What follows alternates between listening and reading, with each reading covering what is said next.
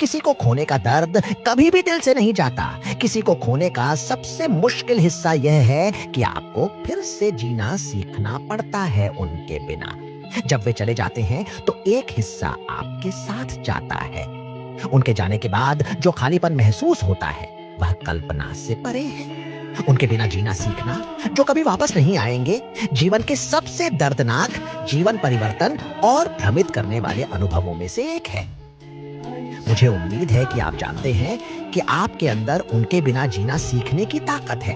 उन दिनों में भी जब आप उनके बिना जीना नहीं चाहते, आप हमेशा उनके सम्मान में जीने के लिए कुछ पा सकते हैं। उनके बिना फिर से जीने की अपनी यात्रा पर मत रुको। आप धीरे-धीरे महसूस करेंगे कि वे आपके साथ हैं, आपके आसपास हैं और आपको सभी छोटे-बड़े और बीच के पलों में मदद कर रहे हैं। मैं वादा करता हूँ वे अभी भी आपके साथ हैं